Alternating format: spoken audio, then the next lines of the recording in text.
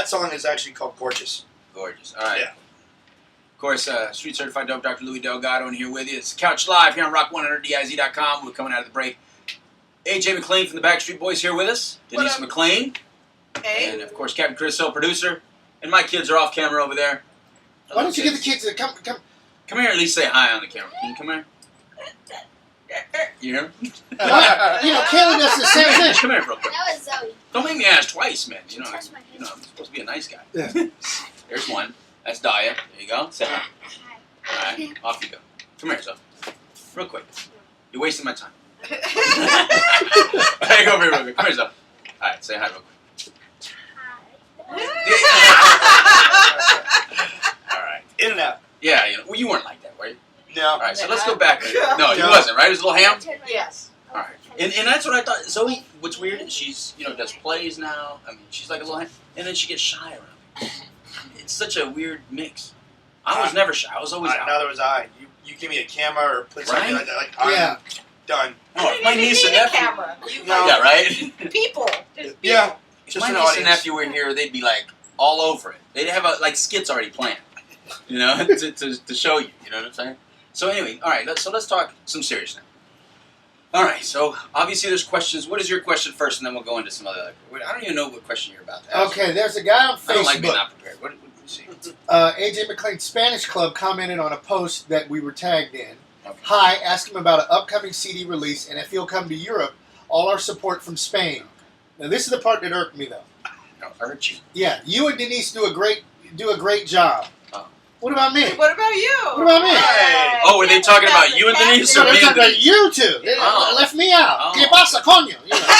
And you used to live in Spain. Yes, it was in Rota. Yeah, he lived in Spain. So how about a little bit of love and props for him? Yeah. Yes, lots and lots of love, please. And while we're on that note, can you at least say thanks to the Lizard Lounge? Thank you to the Lizard Lounge. Is it no, not the Lizard What are Lounge. you AJ talking McLean about? Lounge. It's a different lounge. AJ McLean's Lounge. Oh, yeah. my lounge, AJ. yes. Your lounge. Yes, Oh, my AJ, lounge. yeah. Why did I his say lounge. Lizard Lounge? Where did that I come have from? no. The Lizard King. What? Just have Yeah, I don't know. Let me take another You sip. going back to the 70s? You need, take another sip of your latte. My latte. Jim Morrison just got transferred. That's what it to was. right That's now. what So- it is. I am a Jim Morrison fan. See, it's the hair. I'm growing it out, and There you go. it's getting me Jim Morrison-ish. All right. So anyway, so let's. There was some concern. There's obviously a lot of concern. Most of the questions that I got involve some concerns because they saw you with a beer in your hand. Mhm. And you've been on the show before, and we talked about your struggles, your issues with the past, and stuff like that. Where are you now with it?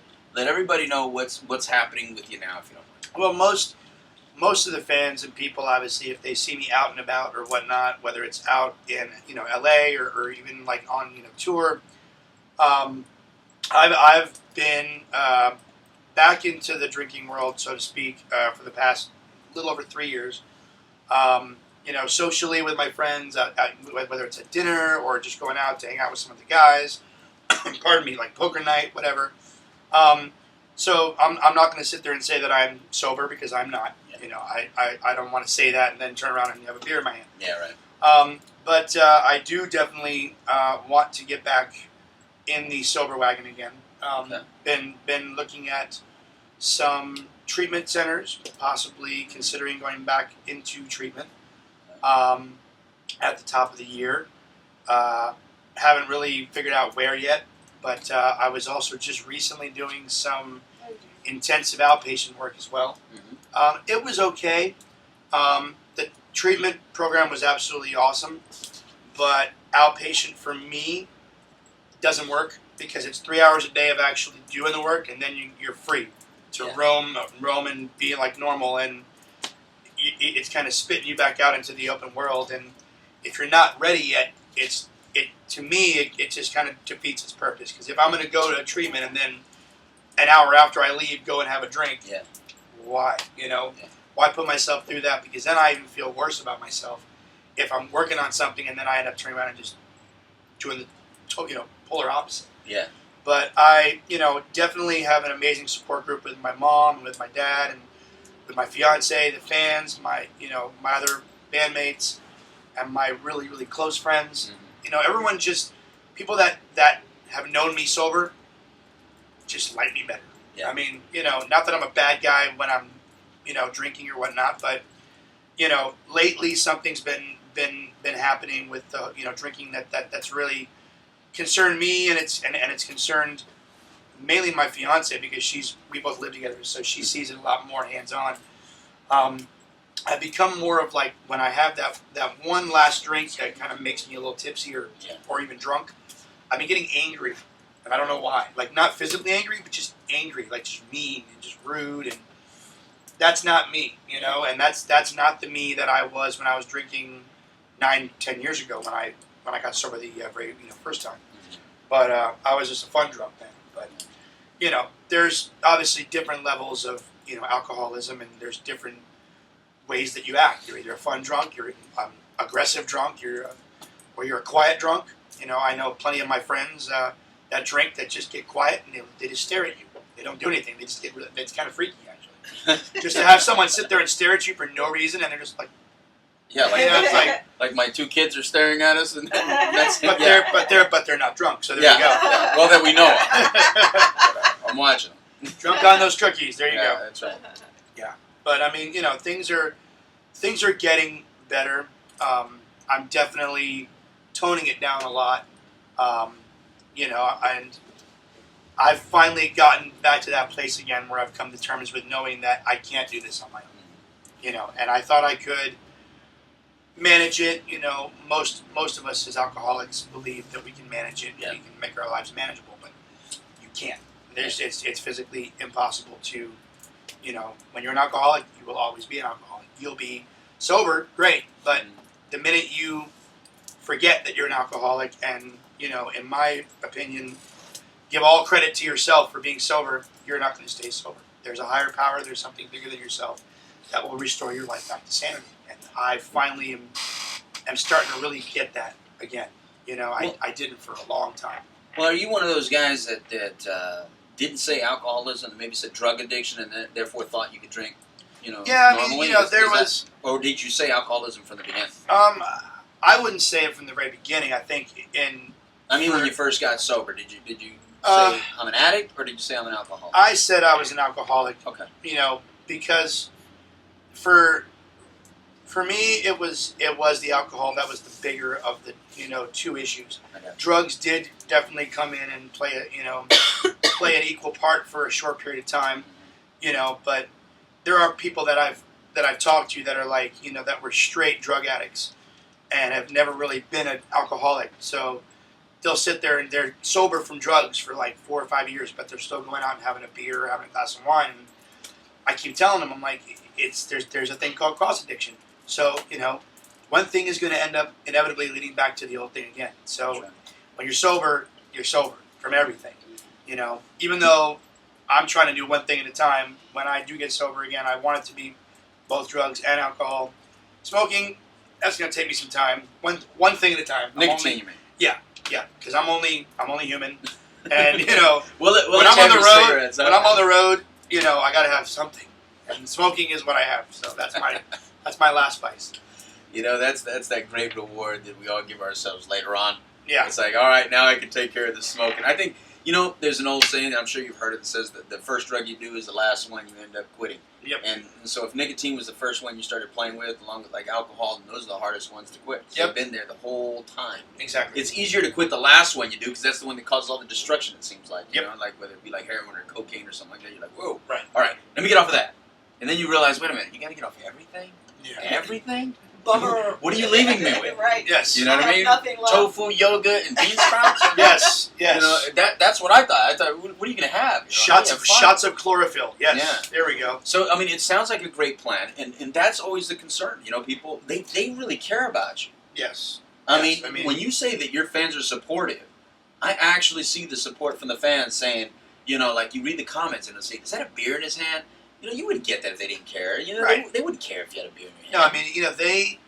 No, all of our fans have seen us go through highs and lows and good and bad. From Brian having open heart surgery, Howie losing his sister to lupus, me struggling with my drug and alcohol.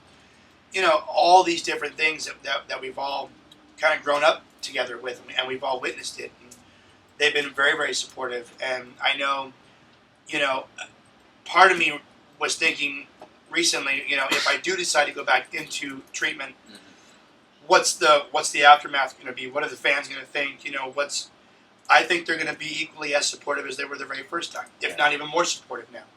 Because, you know, I'm coming out and saying, yes, I have a problem. I want to fix it. That's right. And if this is the only way I can fix it, then so be it. And I have the time right now where I can go and put myself into a treatment center for 30 days. You know, I've got enough time off right now before, and especially with the NKOTBSB tour coming up next year, you know, this is a really big opportunity. It's a really big, Huge. you know, tour. And I want to be 120%, you know, both emotionally, physically, spiritually, and I definitely want to be sober. And, you know, there's a couple of the guys that are in the other group that are sober, so I've got people I can hang with and go to meetings with. Mm-hmm. So it's going to be a positive environment. I'm not really worried about that. But it's still going to be a big tour. That's a lot of testosterone on one stage. It's 9 guys. So I definitely want to be focused before I do that, you know, and before I get married next year. I want to be focused. That's I right. want to have that stability and have that, you know.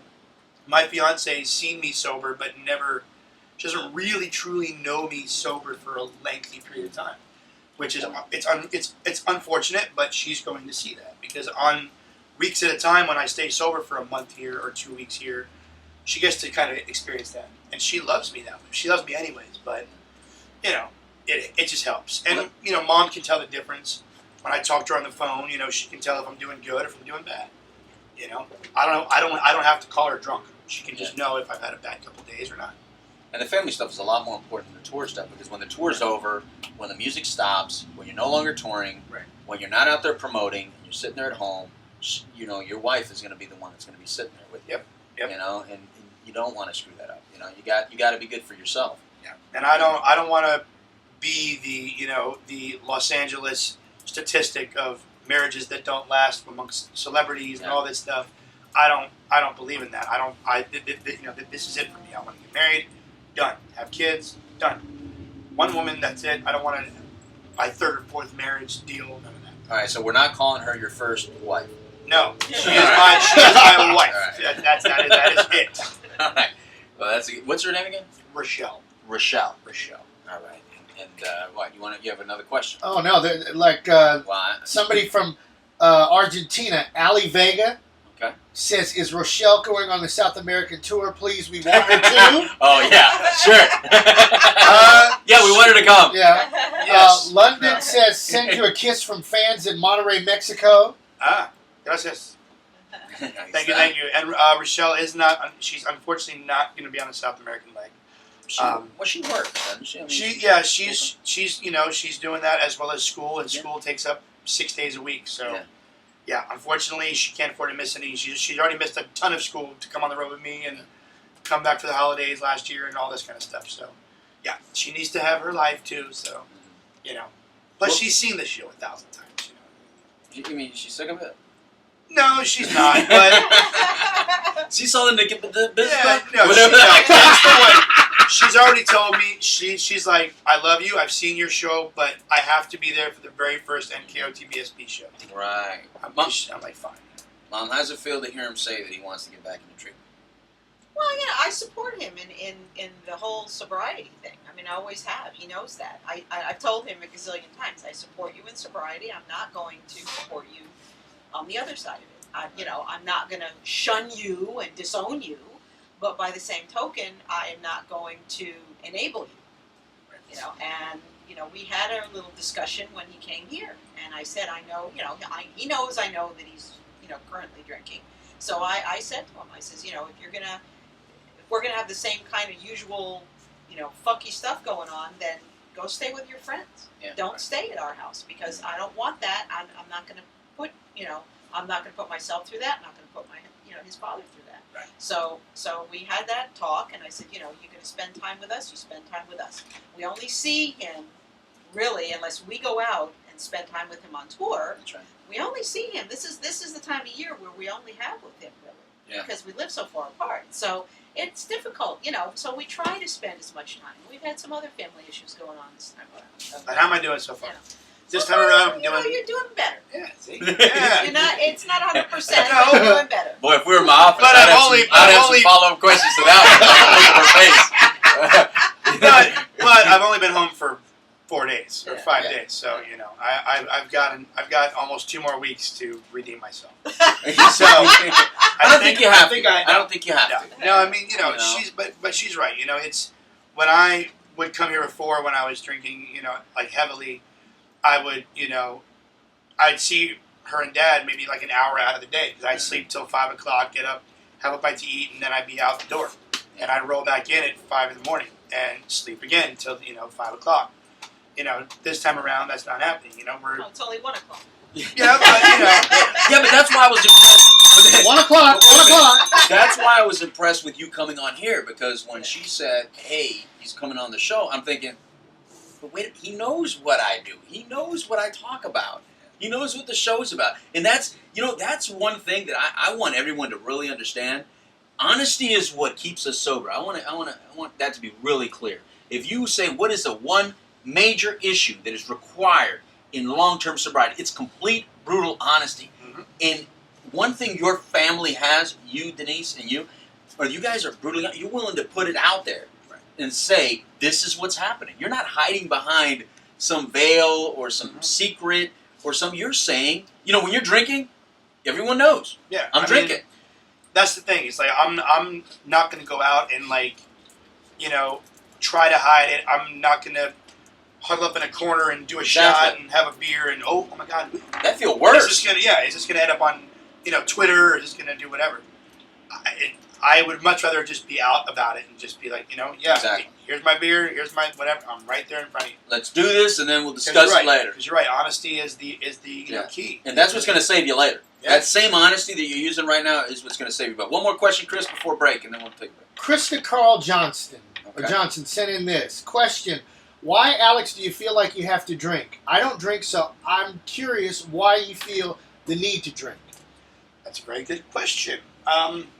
I wish I had an answer for you, but I will be honest with you and tell you. I don't know. I think for me, it's one of those things where it relaxes me, or at least in my mind, in my alcoholic addict mind, it tells me that it's actually relaxing me from a long day, or it's a social thing. Drinking has always been a social activity, but socially accepted activity. But I don't know, because I can easily go out with my friends and have a Diet Coke and have just as much fun, if not more.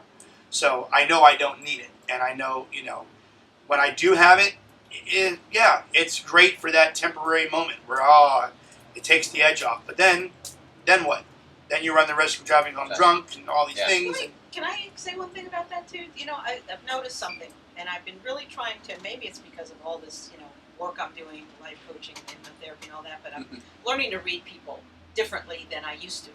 And I said this to my husband the other night, to your dad the other night. I said, what I think is happening here is that you've been in show business so long that you've almost forgotten how to be your true self.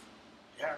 And so I think one of the things to focus on when you do go into treatment is, I want to get back to being Alex again. The old Alex that I was when I was 10, 12, 15, 17 years old. Normal, right. And I want to get back to that point, knowing that it's okay to be that person in front of everybody. Right. Because the one thing, that I have not seen in quite a long time is the real you. Yeah, neither have I. And because I can tell because of conversations. Right. Okay? And we're a lot more, we converse a lot more when you're yourself. Right. So as soon as you get that back to that point, and I know that it's not good when you're drinking, and that's when you feel comfortable talking to me. Right. Okay? Because that's not a good thing. No, and then I'll forget the conversation that we had because I drank or whatever, and then it's there's more negative that comes from that than obviously positive. Right. But that's a you are point to get dead on, because I haven't had a normal life, so to speak, Right. since I was a kid, Yeah. and especially now with the group. I mean, I've been a Backstreet Boy for more than half my life, 18 years. Image has been everything for a very long time. 18 years. All right, we'll be back talking with AJ McLean from the Backstreet Boys, or better known as Alex then. Yep. How about that, Denise? Alex. Better known as Alex, right here on the Yeah. Couch Live and Rock 100.com.